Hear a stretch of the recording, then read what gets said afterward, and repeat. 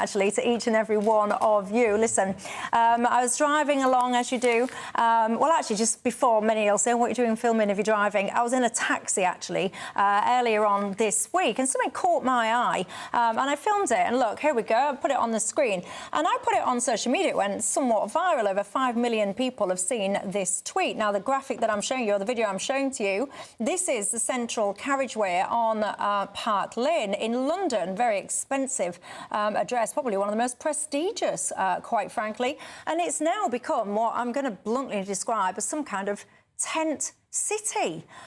So many tents there have popped up. It's got like a whole kind of community thing going on. I was absolutely shocked when I saw this. Kelvin Mackenzie, what do you think to this? I mean, this is not good to have this kind of setup in modern-day Britain. No. People living on in tents on sides of busy roads. It's a disgrace. And what worries me about it is, why does it take your tweet to focus on something which must have been obvious even to Mayor Khan, even to the owners of the land, Transport for London? Why they own that piece of land in the middle of Park Lane is totally beyond me.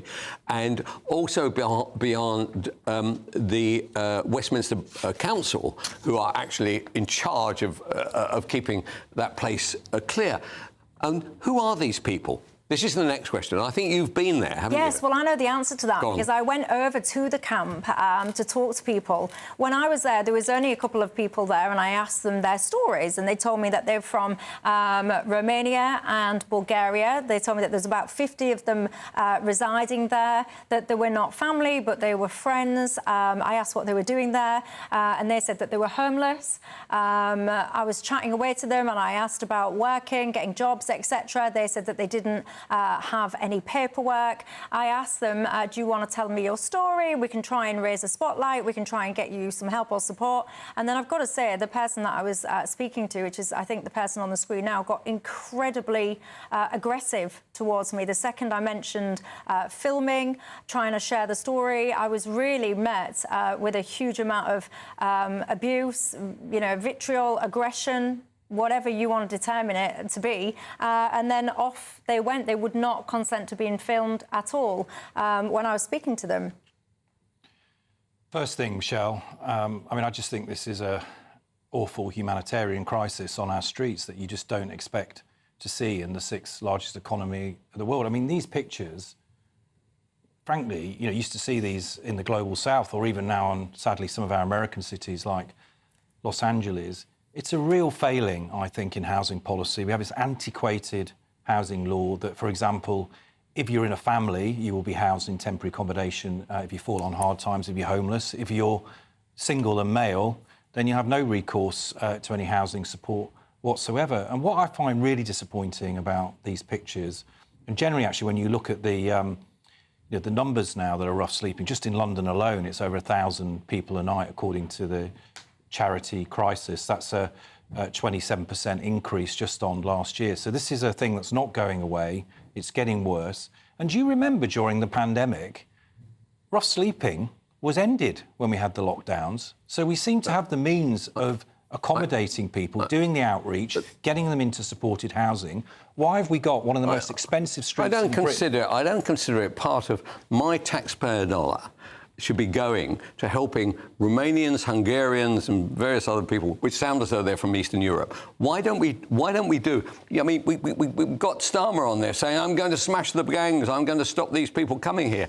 You can't even stop people coming from Eastern Europe. Why don't we return them? Why don't we just collect the lot up, say, what is your nationality, go back and just send a truck and send them back again?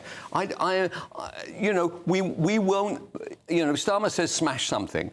We've got a mayor who doesn't say anything about it. And were it not for Michelle, nobody would know anything about this story, would they? Nobody. And yet 5 million people are now alerted to the problem. So what are we going to do about it? I am not going to spend my taxpayer dollar actually putting up single men from Eastern Europe in my country. I don't want them here in the first place, and they shouldn't be here in the second place. What I found very odd, because I'm very passionate, I don't believe anyone should be sleeping on the streets, and I found it incredibly sad, and I do talk to a lot of homeless people, actually, and try and help where I can. And when you hear some of the stories, they are tragic. There's so many British people that have fallen on hard times. And I always say, you know, we're just, all of us, really, we're just a paycheck or two away from our circumstances changing. But, you know, notwithstanding any of that, I do find it quite peculiar that you can choose to go to a different city with no means, seemingly, of supporting yourself, and that no one seems to have ownership of this problem, because I got in touch with the MP that's responsible for this location. She just said that she wasn't in a position to be able to comment. I got in touch with the council. They basically said that it was the responsibility of TfL, which is Transport for London, and then they went on to say that they spend £7 million a year trying to help rough sleeping. I then got in touch with TfL, and we asked them, you know, what's the situation with these people. They said that no one should be faced with sleeping rough, and that we will continue to work with our partners, including Westminster City Council, etc., to help safeguard those sleeping rough. So I just found it very odd. There's so much buck passing there. When I asked these people, they said that they'd been there for months on end. And I asked them, do the police come along? And they said no, they just leave us alone, basically. So it's a very peculiar scenario, and there's no one that's kind of doing well out of this. The people, I don't know whether or not they want to be there. No one seems to want to fix the situation. So what is the answer to it? Perhaps you've got that answer at home. Get in touch with me and let me know your thoughts on that. Lots I want to talk to you about before we finish the programme. I want to ask about